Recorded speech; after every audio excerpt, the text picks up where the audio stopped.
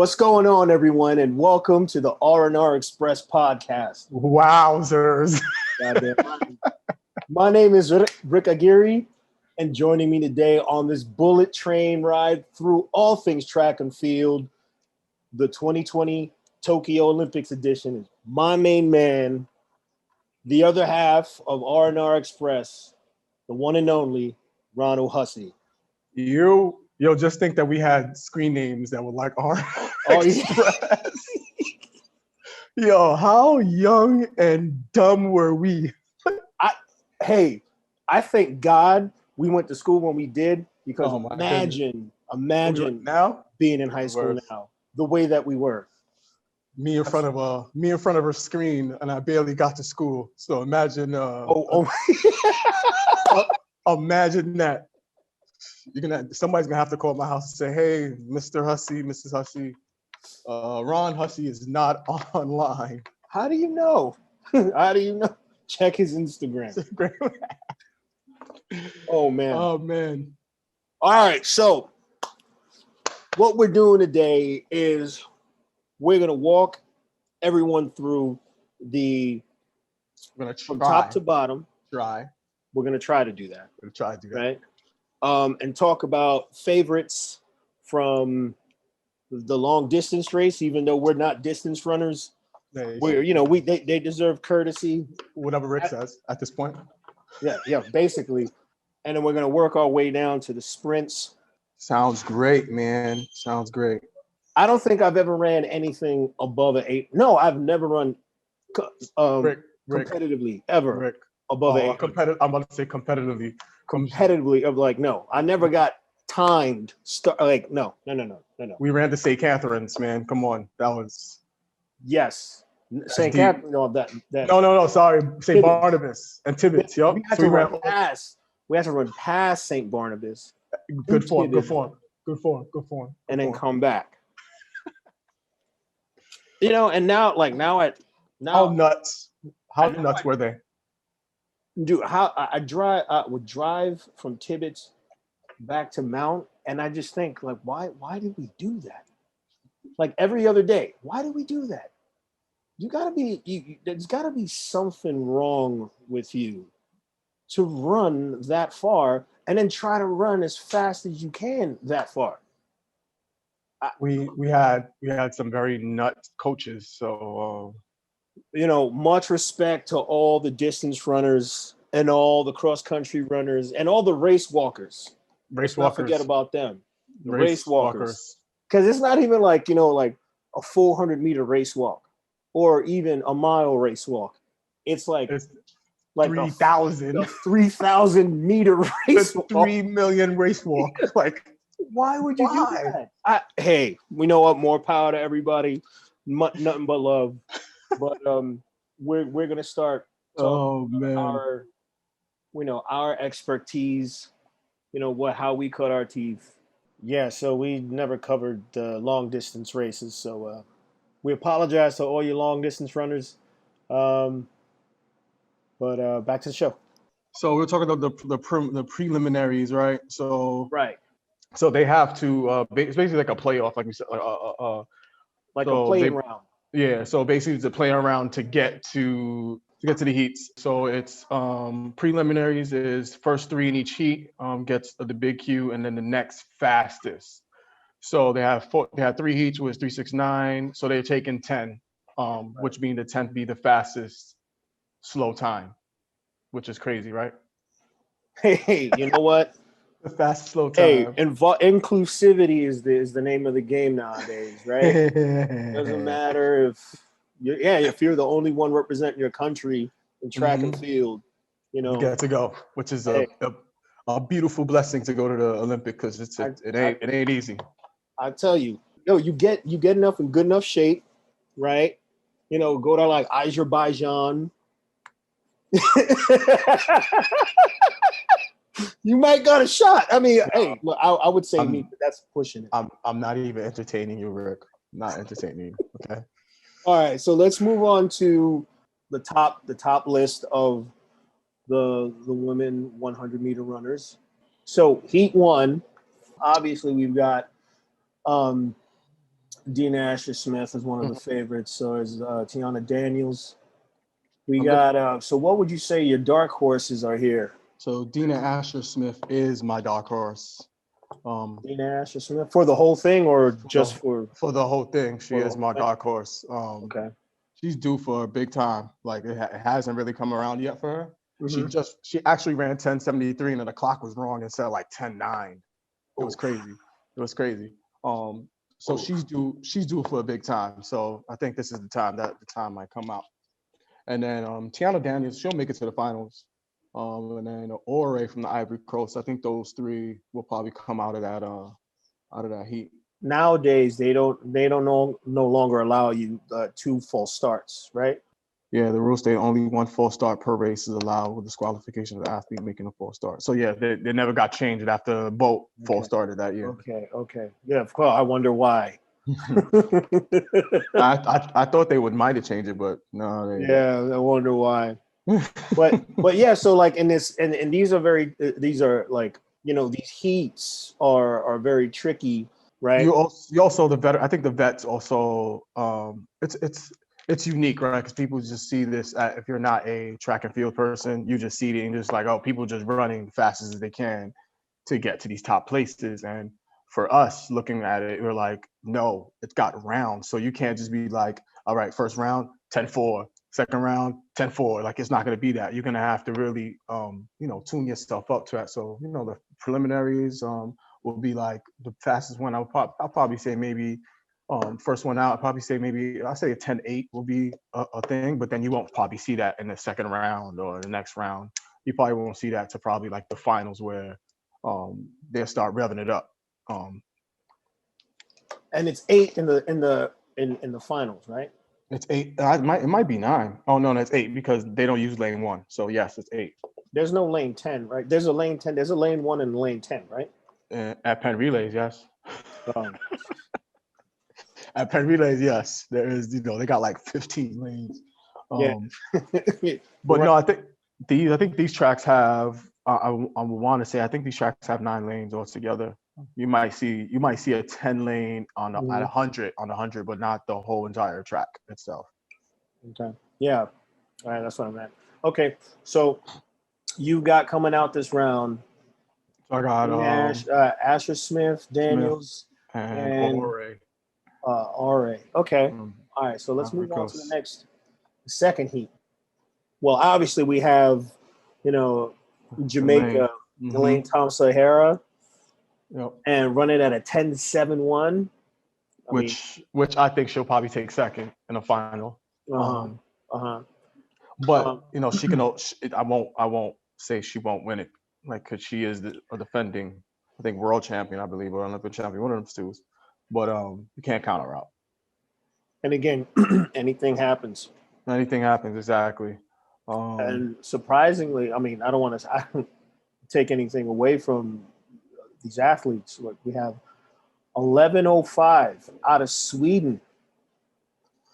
Oh man! I think she just. Oh no, she's her personal best is 10:95, but I believe she just ran that probably a couple of weeks ago. So she ran her PR a couple of weeks ago. No. She ran that 11:05, which is a fast time, a couple of weeks ago. So, I haven't really heard anything about her. But we do have a seasoned vet in Kellyanne Baptiste and from Trinidad, which she'll probably get through the rounds. So I would say, just from what I know, Elaine, Kelly, and the Swedish girl because of the time. So they'll come out of that. Mojinga Kambunji. There's so many people that would be so disappointed in me. You see me shaking my head, right? You see me? Yeah. Okay, You're one of them. All right. Let's make sure. I studied linguistics in college. My greatness, Ricardo. This is not my shining moment. Okay. And you know what? Look, shame on me for not doing my homework prior to this. Hey, listen, we said we were winging it, right? All right, here we go. All right, so Heat 3, women's 100 meters. What sticks out at you? So we got the 1096 and an American, Oliver. She'll definitely be in that final. I believe all three Americans will go through the final. But I really don't know anybody else in this one. And 1101 in Germany, Alexandra. This might be a very hotly contested heat. Third. Yeah, no, I mean, you might get a good winner out of this, but you might get a contested second and third out of this heat because everybody's pretty close. What I mean is this heat is going to probably look like the most competitive out of the 7. Yes. Right. Because everybody's close in time. Yeah. Very, very, very close. We've got an 1101 in there. We have an 1112, 1114. And you got like a bunch of teens and twos, and then you got the 1153. Right. This is whoever gets out best. Yeah. Right. Yeah, but I think the American will come out of this heat right here. All right, do that. Javi and Oliver, we're rooting for you. Oliver, please get out that slow heat. Yeah, for real. Heat 4. We have 1086. Salou. She'll come out that heat. She's definitely a sleeper. Out of Ivory Coast. Mm-hmm. 6. That's not bad. She'll come out of that. Another Brit in Daryl Naita, 1105. Okay. And then we got a Canadian, Crystal Emmanuel, at 1111. I mean, we could say this might be a foregone conclusion, but I think those 3 will probably make it through. But it also, for the third seed, it might be a toss-up. It's going to be a real close one. Mm-hmm. And I know we're powering through and we're looking at lists right now, folks. If you're listening, just trust us. If not, just be entertained. Yes, just be entertained. And we're not even going to ask. It's already too early if you're not entertained. So save that later. 8-5. Oh, there she is. Sherry-Ann Fraser-Price at 10-6-3. Rocket. Man, this is what, her 3rd or 4th? This might be her 4th. Let's look that up real quick. Yeah, Shelly-Ann is my. She's gonna win it. I think so too. She's gonna win it, and I even think that even with Sha'Carri there, I think she was. I was gonna say the same thing. She's gonna win it. There's something to be said about experience, especially in sprints. A lot of people may think, well, you're just running as fast as you can for 100 meters or 200 meters, that there's really no strategy or anything like that. Hey, it's just, this is always going to be the biggest race of your life at the Olympics, this 100, and then all the accolades that come with it. You might feel jumpy. You might, you feel like you got lead in your feet, and just being there and succeeding and being a record holder. Nerves are nerves. You're always going to have that. It's not just another day at the office. It's just reminding yourself you know how to do it. And that's It's a lot. Just also like just believing in your training at the same time. A lot of it is all mental though. A lot of it is just really just being confident in yourself and just going out there and just basically putting together something special. Sometimes that's something special is making a final in an Olympic. I'll take it. Give me a final Olympic. Hey man, win your heat. Yeah, like right, and then you lose. You don't make it to the finals. Like, hey, look, not a lot of people could say they went to the Olympics, man. For real. Got your name called and got to raise your hand and be like, yo. And be like, there's nobody in the stadium. Yeah, there's nobody. Of course. Hey, thank you. And then you may have that one rare situation where, everybody favorite false starts.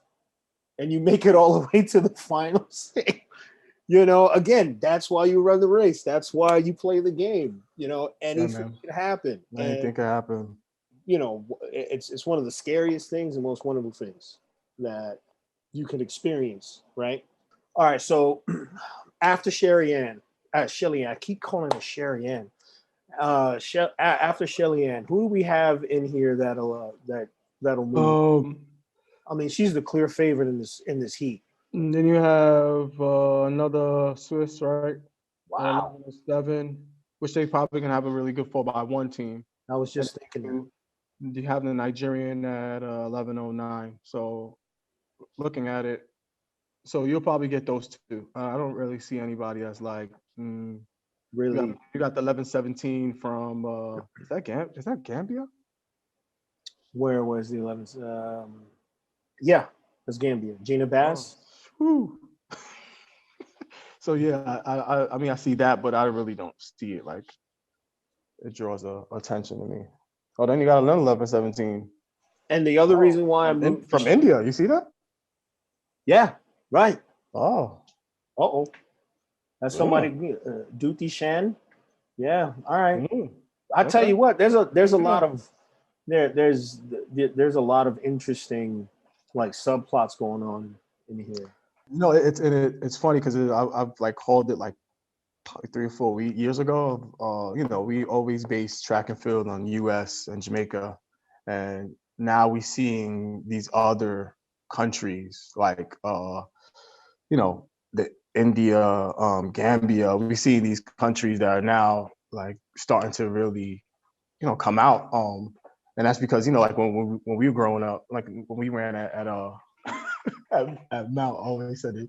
I think Diaz was just like trying to figure out a workout where he could hurt us. Like really, like I think it was like pleasurable for them. Like, yeah, Xavier's gonna throw up today.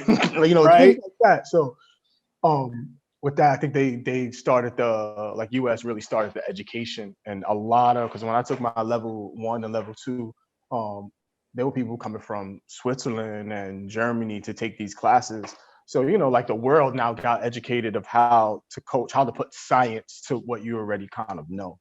So when you say 11-1, 11-2, what are you referring to? So USATF puts out you can take coaching classes and you can get certified to become a coach. So they start with level 1. Level 1 is kind of like a basic type of thing where they give you this. They basically like tell you what relays are. They go basic of jumping and things like that. Sprinting. And then level 2 is kind of it gets more to the science part and how to break down a workout and what you like setting goals for your athlete at certain points of training. So it's more like of Olympic thing than a high school thing, but it's sort of good at the same time for both high school and college. And so do you also think that with international students coming into the United States to study in college, and obviously there's a lot of competitive elite collegiate track and field programs all over the country. But on the other hand, there's a lot of very good D2 schools, a lot of D1, schools that are, not as competitive as an Oregon Yeah, or Florida or whatever, but these international students having an opportunity to pick up track here in the States yeah, and then go back home and, try to do something with it, try to yeah, represent. And especially, when we were just talking about earlier, having an opportunity to represent your country yep, that is not being represented in track and field yep, or even at the Olympic Games. So yep, do you think that also plays a part in yeah. the Big rest of the time. world catching up? Big time, big Yeah. time. Because like we don't. If you think about track and field or like baseball has minor leagues. Football has no football. Football has college, so it's kind of like their minor leagues also. And then basketball has the G League, high school. For track and field, our minor league is when you're talking about at that level, Olympic level, our minor leagues for Olympic level is college. So if you can come in and break into that college thing from Swiss or any of these countries, and then have these U.S. College coaches train you to take it back, yeah, man, that's an amazing thing to do, especially to represent your country. Doing that with pride at the same time. So yeah, man, it's awesome. It's Olympics is just an awesome thing all around, man. Everybody has a dream, especially when you win that first race. It's like, I'm going to the Olympics. Olympics.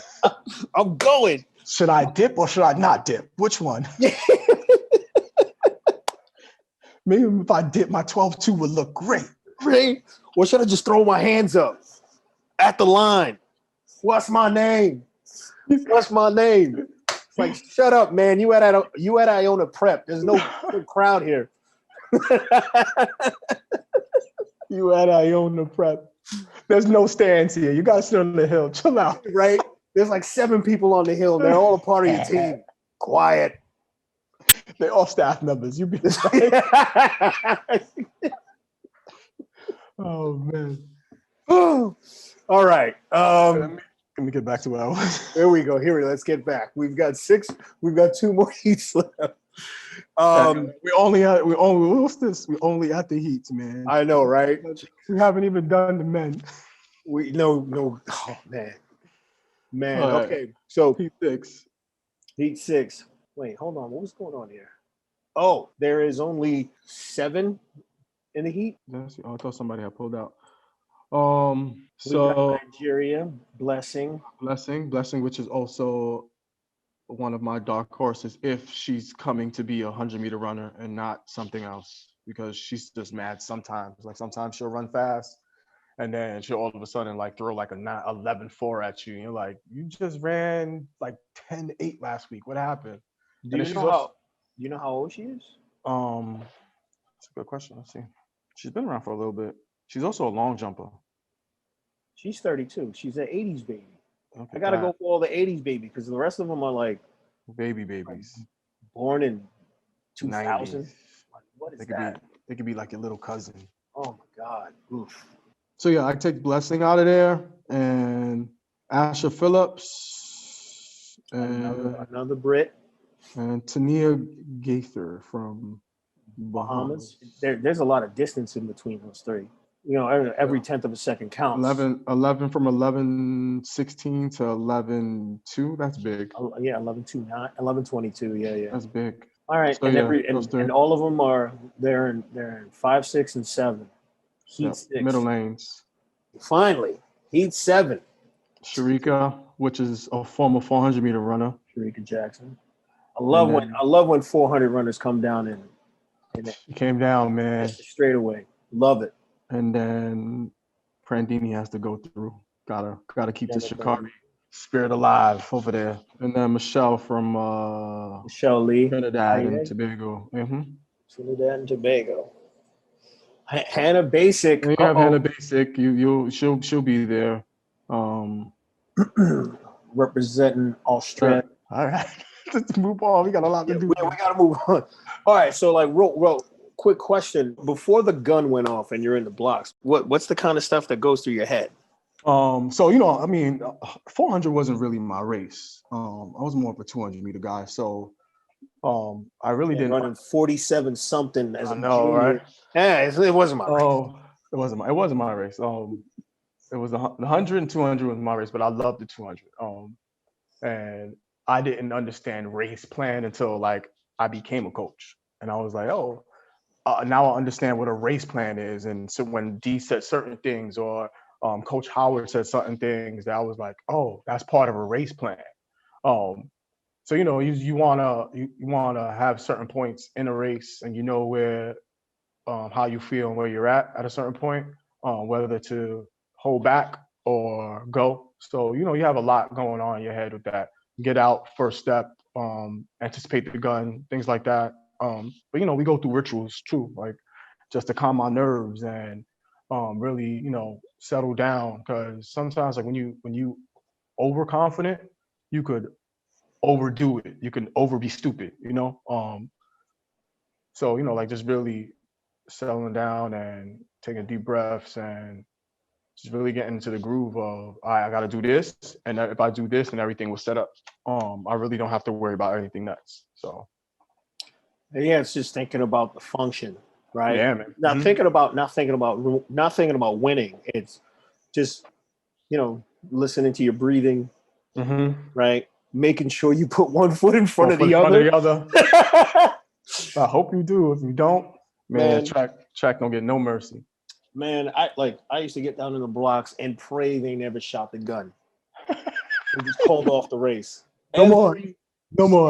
Yo, every single time I was like, I don't want to do this. I don't want to do this. I don't want to do this. Yo, like, and you don't understand the mental until you get to like a Penn relays, or like a Brown, where you're heavy favored, or like NCAA's, or like Olympic trials. The nervousness, man, because you're, even if there's nobody there, right? And even if it could be nobody in the stadium. The weight that you have, that you want to make this team, but you have certain people in front of you, right? So the nervousness of that, of you don't know who's next to you, you don't know what they think, you don't know how fast they are, things like that. You don't know if it's his day. It could be his day, It could be his day, and all of a sudden, this 10-8 almost, popped to 10-5. That's so the truth of it. Sometimes you have sometimes it is your day. Yeah, sometimes it is your day, sometimes it ain't. You got you've warmed up well, good stretching. You got the right. And I was talking to somebody about that. So like football, right? Football, you can always, like, if it's not your day, you can always block. You can always do something different, right? But when it comes to track and field, if it ain't your day, it ain't your day. You can't do nothing about that. There's no blocking. There's no bunting. There's no nothing. Like, you just gotta call it a day at that point. That's so true. And yeah, like you were saying, thinking about your training and because even if you don't have it, right, you just don't be like, in the middle of the race. Oh man, you know what? I'm just gonna walk off the track. You finish it, but it's just like, your coach is gonna be like, well, what the hell was that? I remember there was a time when in our junior year, I ran 49-3, 49 or like 49.7 off the leg at Penn relays. Right. And I pulled my hamstring a couple of weeks prior in Virginia at Colonial Relays. The Colonial Relays. That was the last time you went.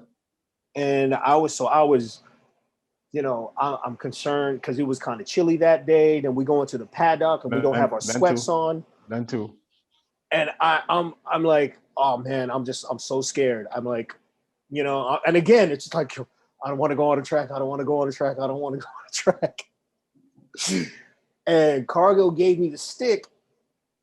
And I was just like, I could hear everything in that. Yo, my goodness. I could hear everything. I heard people talking. I heard people cheering for other people. Oh my. And then I felt like I ran like 52, 53.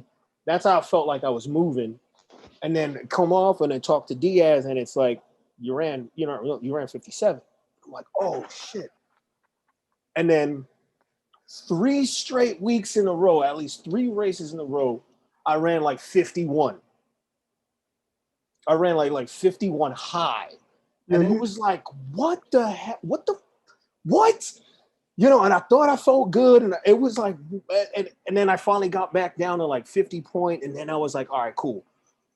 All right, I'm kind of back in my, I think I struggled with 48 for a while. Like, it was just like constantly 48, 48, 48. And we got to Brown. And it was that MJ moment that I had, that they just got to the line. And I did 48.3, and D was like 48.3. And I was like, 48.3? On Brown? He was like, yeah, a flat track. He's like, yeah, Ed. I'm like, yo, 48.3 D. He was like 48.3. And I'm like, damn. And then I go back to the next week in New Balance and split 47.2. And I went out 21.3 because we were in fourth at that point. And I was like, so it was like sometimes, and after 21.3, I didn't even know I was running that fast. And I remember I came back and he was looked at me, he was like, so we did 21.3, and I was like, yo, I was moving like that. I was like, I didn't even feel that. And he was like, yo, that was amazing. So when sometimes when you don't, like, when you think you had a bad race, you don't really feel it. But sometimes when you think you had a great race, you don't feel it either. It's just it's tough, man. It's track and field is a very unforgiving thing, yo. It is. It's unforgiving. And something that's usually said during in football, hit the dummy. That too. But you win you win the game during the week. Yeah. Right? And there's a lot more preparation, there's a lot more assignments that you have to like fill your head with. You just have to be as prepared as you can, right? Yeah. And know that you've prepared well enough, because when the ball snaps and you just and you see and you react to things that you've studied up on, you usually come out with a favorable outcome. And I think that's one of the reasons why Diaz was like so, those murderous workouts that we got. Make your own 400 in 4 sets. Oh. Yeah, or 20 200s in like 30 35. Yeah, those type of workouts. Yeah. Right. And then we think, oh no, that's easy. No. Why would we think that? on a concrete track with a concrete track with a hole at 200. And then not even like these new running sneakers. Some people came in Jordans. High tops. High tops. And then it's like it's one of those workouts, that pops the bubble in the air bubble in your Air Maxes, right? Oh my goodness! And you ain't buying another pair of Air Maxes, so right. And don't let it rain either. Oh Jesus! Oh man, I thank the Lord that we just started working out on just in spikes, because man, yo, those 3 years were brutal, man. Yeah. I even running in from the cafeteria to the back of the gym to the side on the downstairs and then through the gym, man. Like, what were we thinking, yo? No air. There's no ventilation. You got like 4 different airs. You got the cafeteria air that smells nasty. Right. And then the back by the library smells old. And then like there's like one hallway that was like super hot. And the other one was like super cold. And it's like, it's those moments where like, man, I just want to quit. I'm like, the hell with this. I'm playing baseball. I'm going to try out for the basketball. I'm going to basketball team. No, this is stupid. Yo. Why am I doing this? Oh my goodness, man.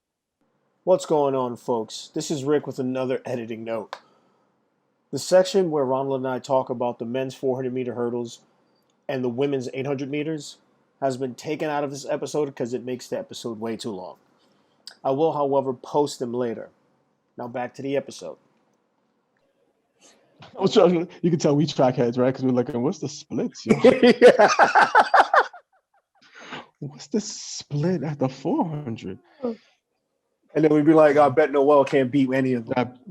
Don't say that too loud. Noel try to show you up. Of course. Hey, look, you know what? My days are over. I'm retired. I'm done. Hey, Noel still runs, man. Noel's actually, me and Noel are teaming up to do a track team, our track team. When y'all told me that y'all were thinking about, when y'all wanted to do an alumni sprint medley, and you asked me, man. Yeah, you stupid, bro. You second guess yourself. He was like, No, I'm like, there's no second guessing.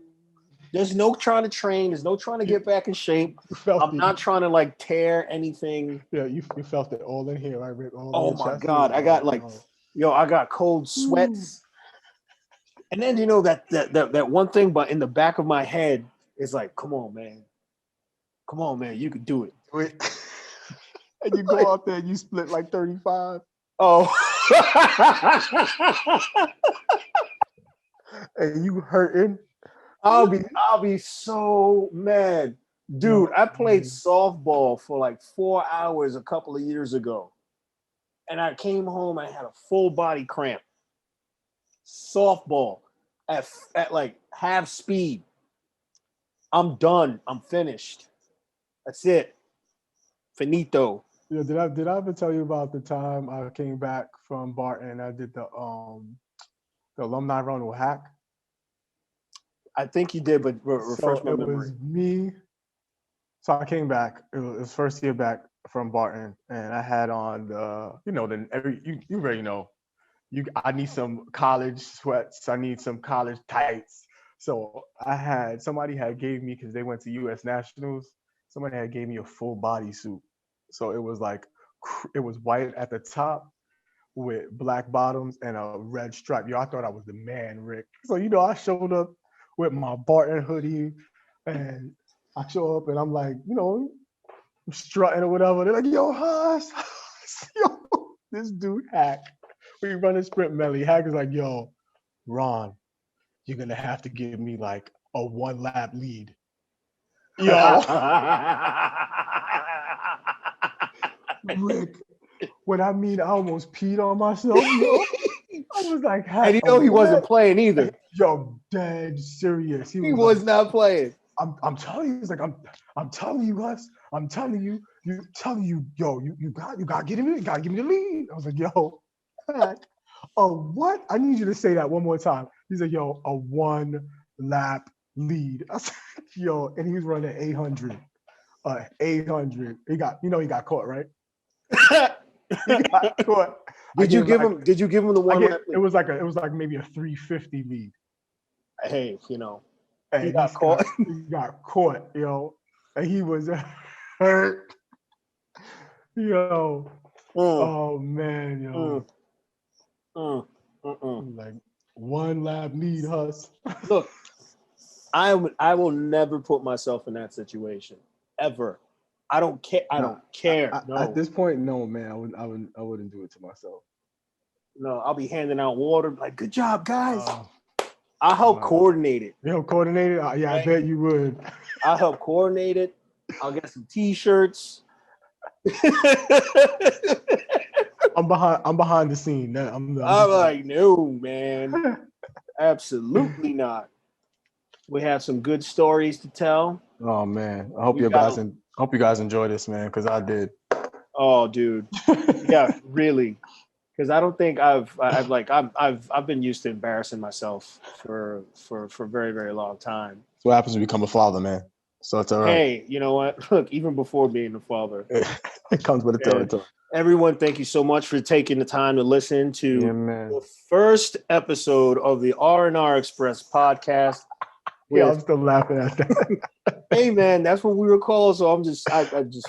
Oh man, I still can't let us. We made screen names of that. We made screen names. Yo, how corny were you, Rick? How corny were you, man? At least, hey, we felt ourselves a little too much, man. Pause, but we were we were feeling ourselves a little too much, man. But it's track and field. You have to. You gotta look pretty when you do nice things. Yeah, you gotta look sweet. You gotta look flavor. Gotta get the dry fit socks from Nike. That costs $80. You can't wear boxer briefs under your shorts. Please don't do that. Please don't do that. Don't look like Xavier. I remember one time I shaved my legs. Dumb idea. In fact, that was in between that stretch when I was running like 51. So you thought by shaving your legs that I was be more aerodynamic? Like, man, yes. Oh my greatness, Rick. Yeah. I think we ended there. Yeah. Hey, look, You do what you got. Did you use Nair or did you use a shaver? Yo, I used a shaver, just like a facial, one of those the little buzzers. Yo. It took, and then when I did it, it was Friday night, and the meet was Saturday, right? And so I'm shaving my leg, and then the thing went out, right? So I had one shaved leg and one leg that was hairy, and I had to wait. And then like my parents were like, "What are you doing in there?" It's like nothing, right? And I'm like sweeping the stuff up, and I put pants on and put the thing on them, and put the thing to charge, and I just waited. And I just waited and went back in to shave the other leg. Yo. Oh God. You know, the things you do to break out of a funk. Not by shaving your legs though. Shut up. All right. Thank you everyone for listening. We'll be back tomorrow. Appreciate it, guys. For more track and field. And yeah, man. It was awesome, man. Amazing. All right.